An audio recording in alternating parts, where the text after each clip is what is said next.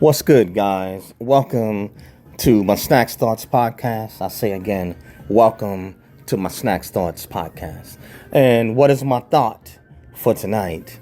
Well, guys, my thought for tonight is Trump, the U.S. military versus the drug cartels and narcotic terrorism. And I'll say it again, Trump, the U.S. military versus the drug cartels and narcotic terrorism.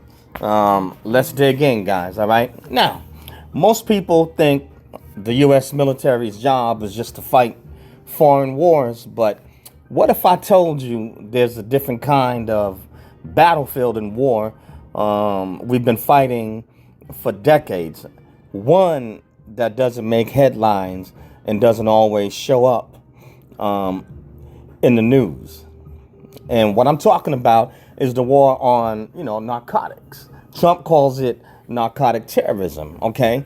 Where drug cartels, organized crime, and extremist groups, they all intersect, okay? Now, it's not just about, drugs, folks. It's about money, power, destabilization.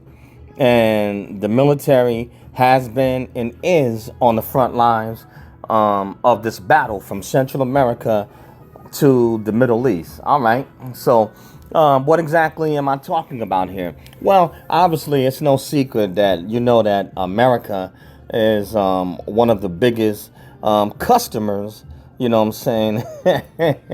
of underground drugs or illegal drugs and, of the cartels, Now, obviously, they wouldn't be pushing drugs into this country, unless there was a buyer for it. So the cartels in certain countries, they are the suppliers. United States is the buyer. So we obviously have, there's no secret, a black market, for it. Now, what most people don't realize is that under the Constitution of the United States, the United States military is sworn to defend and protect the United States against all enemies. You see what I'm saying? Foreign and domestic. And I think a lot of people they miss that, And I know I'm kind of veering off a little bit, but looking at what Trump is doing, deploying the National Guard and military to Chicago and to various cities and places in the United States, people forget, that, and I remember it because I took an oath when I served in the military.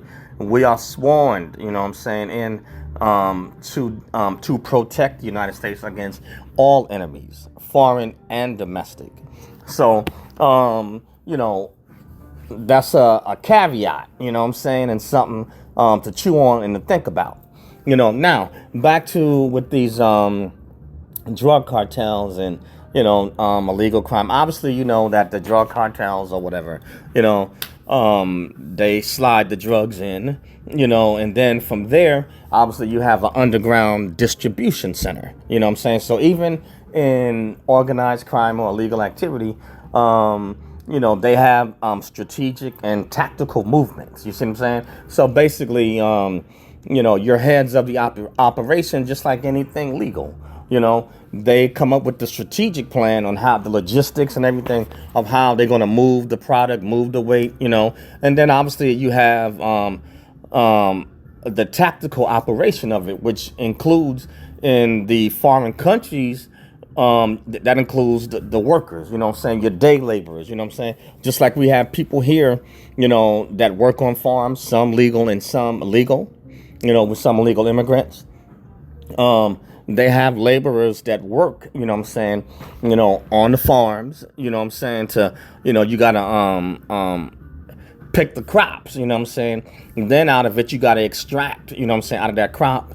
You gotta extract, the actual chemicals or the drug that's in it. Or in certain cases, like say with marijuana or say with hemp, there's other drugs, you can just, take the plant, itself, and then they just separate, the hemp is the stalk, the marijuana or cannabis is the leaf.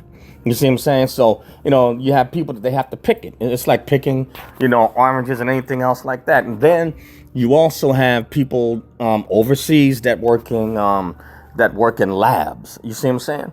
Like it's an organization, you know what I'm saying, that they work in labs, or if you want to say sweatshops, you know what I'm saying, to get the particular product, you know what I'm saying, produced, unless you are actually just shipping, you pulling the crop itself, like tobacco, and you just shipping it in to the United States, you know what I'm saying, like a vegetable or fruit. And I'm trying to make this, and and no, I'm not into any illegal activity. I'm just breaking this down. And so obviously you have a buyer and you have a supplier. You see what I'm saying? And so they push this in, and then this the drugs is if you want to say, is the product, or that's part of the logistical part of it. How you gonna move it? You know what I'm saying? What distribution center you gonna send it to? And then obviously organized crime. That's where they come in. You know what I'm saying? They get a hold of it, and then they distribute it, and they break this down, to where it gets to your local drug dealers, or if they're big drug dealers. All of these are distribution centers, and that's how they go about, with their customers, pushing it, throughout the United States once it's made in the country. Now, it can't make it into the country unless there are some people in power whose hands are getting paid. You see what I'm saying? So even though I understand what the president is seeking to do, I'm going to be honest with you. There's too many people at the higher levels that are getting paid off of this. You know what I'm saying? It's no secret. I mean, drugs, have been used to fund, guerrilla or, terrorist operations. It is no secret. I mean, you can even look back in the days during the Vietnam War. It's not Bumpy Knuckles, but I forgot his name was Frank. He was a gangster, Frank something. I forgot his name. And he was up in Harlem. You see what I'm saying? And he was using military aircraft, and he had worked out an underground deal with the soldiers, with the military guys, to get the drugs loaded onto the military aircraft. And they were putting it, some of it was in the coffins, or with the, no disrespect to those that have, sacrificed their lives in the military, but it was put in the coffins or amongst the dead bodies. And so they would bring the heroin into the country using military aircraft, and so this was going on. I forgot the gangster, Frank something, but he was doing this, for a minute, and bringing the drugs into the country using military aircraft, and then he would start pushing them out and distribute it, starting with Harlem, and then they would push out, from there. And he obviously had other connections and, other deals, because, he was a big time drug dealer. He was the kingpin. And it's the same thing that you have going on right now. You have kingpins of drug operations here in the United States, and you have kingpins of the drug cartels. And you have, you have government officials who are involved and whose hands are getting paid, but they get their paper, but they stay out of sight, out of mind. So they never have to get their hands dirty, and they don't get caught. In most cases, it'll be, like your little peons, they may sacrifice them, and they may sacrifice maybe some mid-level people. Every now and then, the U.S. government and the law is able to catch a big fish. Now I believe that I forgot that the president of Venezuela, I think Trump has put out something like a $50 million bounty, for the president, I think it's of Venezuela. Yeah, because I guess he's part of this operation in one of the countries that the United States is getting their illegal drugs from. But yeah, in the Middle East, they had opium. It's no secret. Opium growing all throughout, countries like Afghanistan. And even before the United States was involved, you had Britain and all of them that was involved in it. And they didn't start trying to put a stop to it, to where the opiates, you know what I'm saying, had become, it spread and had become so devastating that it started ruining societies and populations. So that's when they decided to do something about it. I think it was messing up China as well. So all of these different entities, they work to get the drugs in the country, and also to distribute it, and the logistics of moving it, from way to everything, to underground laboratories where certain drugs, they cut it, I mean, you got everything with the United States, methamphetamines, even using some localized over-the-counter drugs such as cough syrup, or over-the-counter type medication where in your local pharmacies, or if you go to your regular CVS pharmacy or Dwayne Reed on the East Coast, they got these, you have to go to the pharmacist, to get approval, and you also got to be ID'd now, for these over-the-counter medicines, because you have these street pharmacists that know how to combine and mix these products together so that people could get the product called lean. And it's called lean for a reason, because whatever it's mixed with in the cough syrup and something else, when these men and women hit this stuff, it causes you to lean like a dope fiend, and it puts them in a kind of like a comatose state where they can't even open. All they can do is just lean to the side, and it lays them down. That's how potent the high is. You got others that get pharmaceutical drugs like Percocet. And Percocet is an extremely powerful narcotic. Some people that have the prescription, they may tell their doctors to, hey, give me so much, and then what they do, they wind up selling it. And believe you me, Percocet goes for a hefty price, on the streets. But anyway,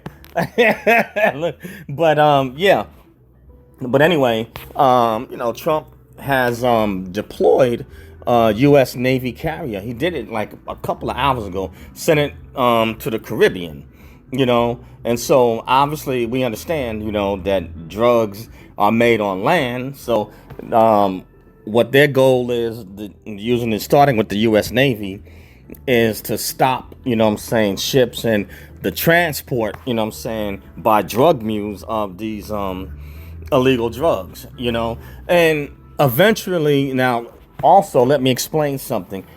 Having been in the armed forces, and I understand how these things work, how these things work.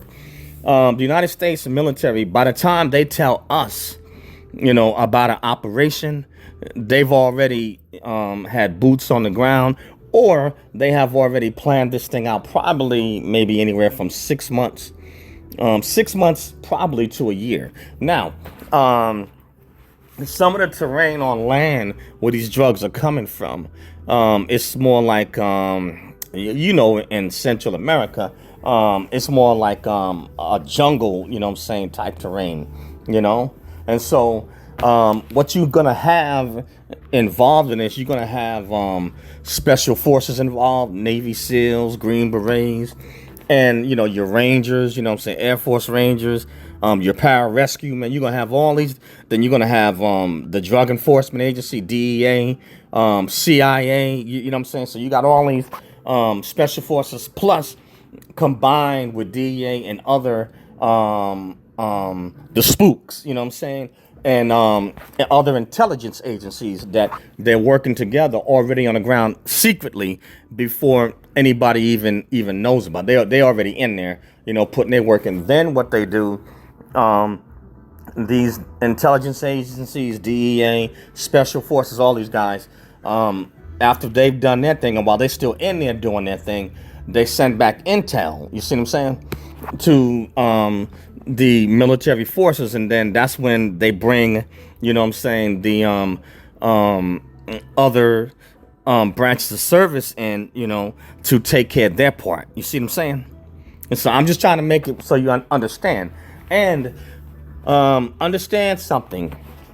This the United States government, I did a video like a couple of years ago explaining about the type of maps, that the U.S. government uses. You know what I'm saying? And with maps, you have different types of maps.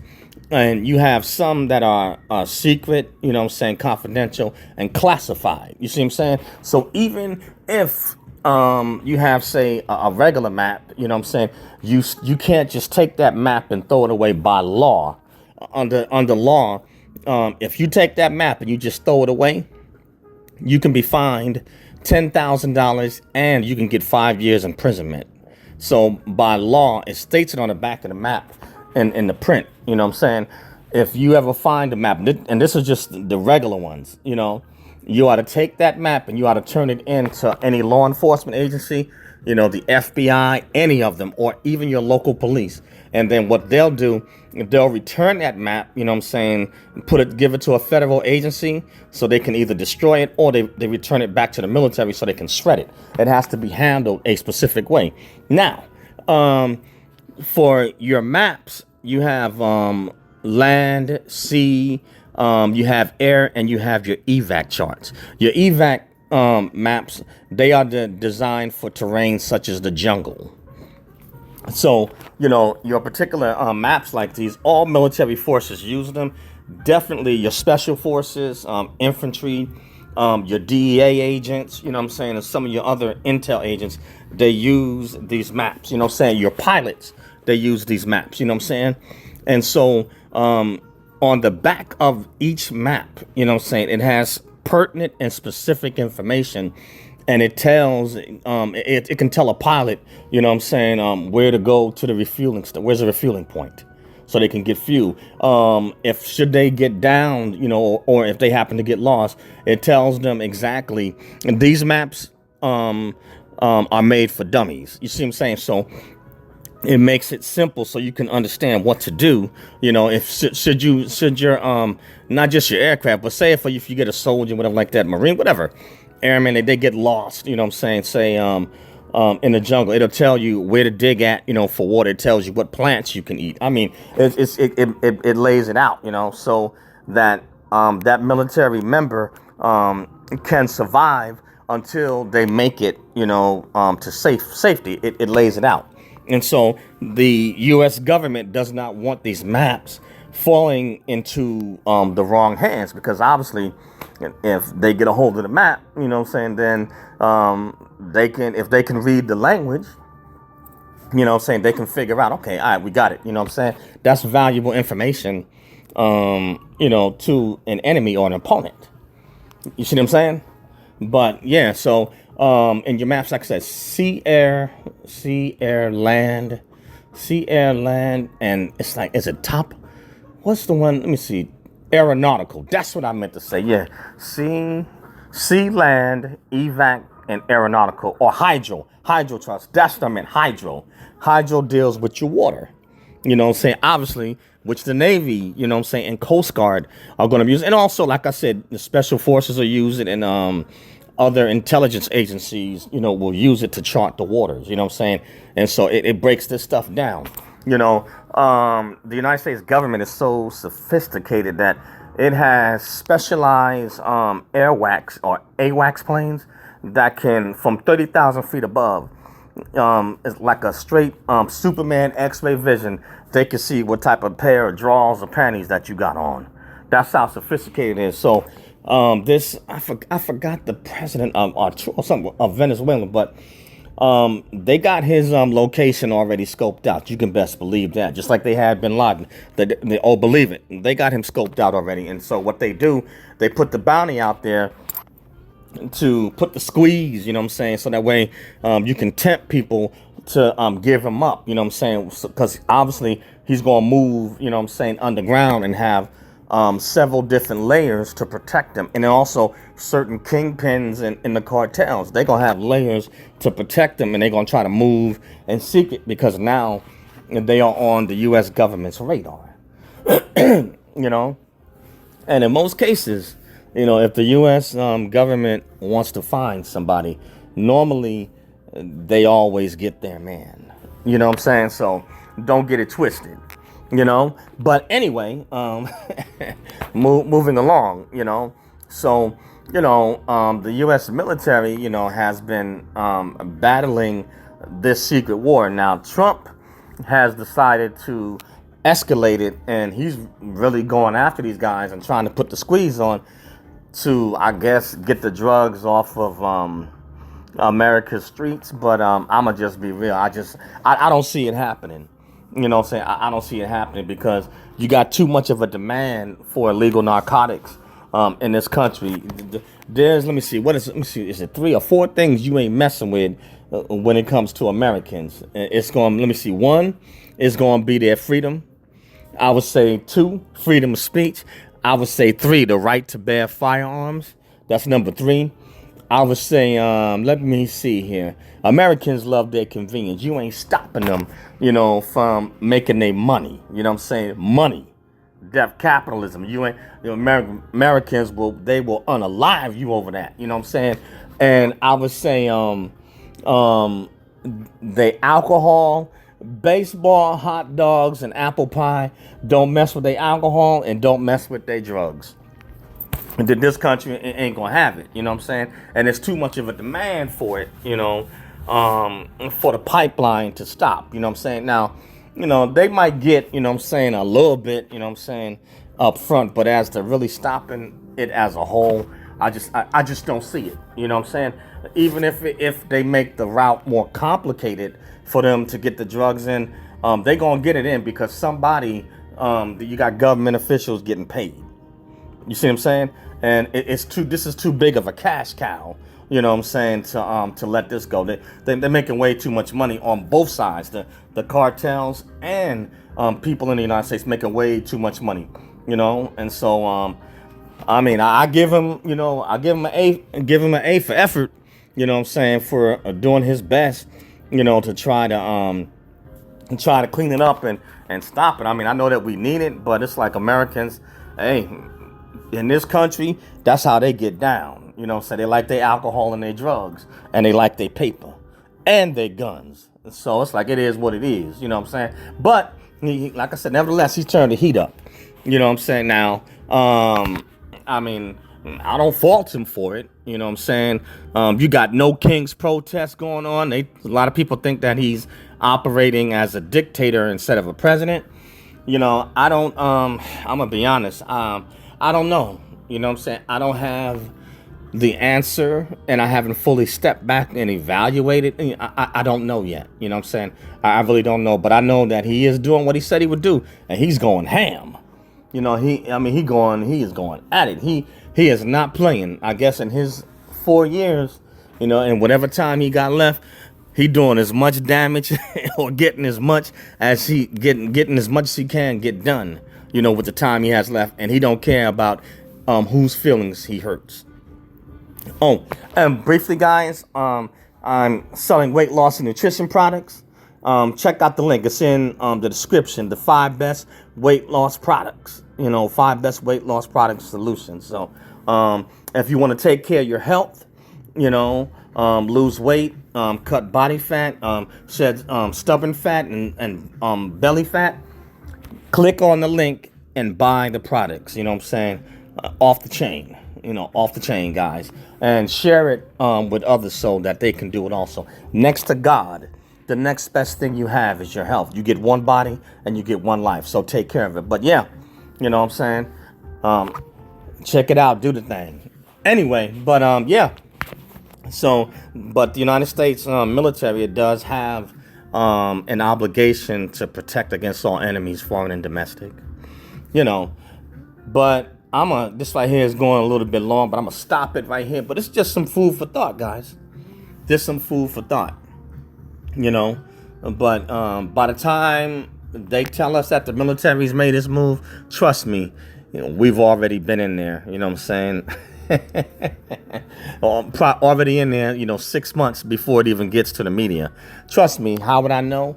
Because see, I'm a product of that. You know what I'm saying? When we served in Iraq, so there was one operation in particular where we were already in a location, At the time, I mean, hey, I'm out now. You know what I'm saying? When we were going to Jordan, and we were not able to communicate with our family, friends, nobody. No email, no nothing. We was already at this place in the Middle East already, like had been there at least 90 to 120 days, but nobody knew where we were. And I'm talking about my dad and my family was freaking out, you know what I'm saying? But I had to tell them before, I say, hey, look here, you know what I'm saying? You're not going to be able to find me for 90 to 120 days. So don't freak out, you know what I'm saying? We just in a certain location. And at the time, they can't allow that information to be leaked because the enemy then would know, you know what I'm saying, our location and our whereabouts, you know? So yeah, so we was already there 90 to 120 days already. You know what I'm saying? And then even when I was in Iraq, communication was cut, you know. Only certain things could be leaked, and they did not want the media to know where our location was, where we were at, and what we were doing. You know, so yeah. So I've had a couple of assignments like that. And if information leaks out, the military will track it down, and they're gonna track it down all the way to the individual and find out who spilled the beans. And then once they get a hold of that individual, they're gonna be in big trouble. But that's all I have on this one, guys. And the name of this podcast is Snakz Thoughts. That's SNAKZ THOUGHT, Snakz Thoughts. You can find this podcast on Spotify. You can find it on Spreaker. You can find it on Radio PBM, SoundCloud, iHeartRadio, Google Podcasts, Apple Podcasts, Radio PBM, and a host of other social media outlets. Also, guys, I have a YouTube channel, Eric Broadus YouTube. That's EricBroadus YouTube, or ericbroadusyoutube.com. And I also have a channel on Rumble, Snakz123 on Rumble. So, smash that bell to become a subscriber of my YouTube channel, Eric Broadus. Hit the like and unlike button to like the videos. Hit the hype button to hype the video. Yes, indeed. Either way, leave a comment. Love to dialogue with you on my Snakz123 on Rumble. Subscribe to me over there and follow me. Hit the like button, unlike button to like the videos and content. Leave a comment. Love to dialogue with you. And also share them. You know what I'm saying? Join this podcast, Snakz Thoughts. Join it on Spotify and Spreaker. Links is in the description, guys. Join it. Leave a comment. Love to dialogue with you. I'd like to hear your thoughts pertaining to this. And everyone has a right to their opinion and has a right to be heard and is entitled to their perspective. But that's all I have on this one, guys. And lastly, 5 best weight loss products and solutions. You know, get in there. Purchase the products, guys. Take care of your health, guys. All right. That's all I have on this one. Thank you to all my subscribers and followers. I really do appreciate every one of you. I really do. All right, guys. Peace out. Catch you on the next one later.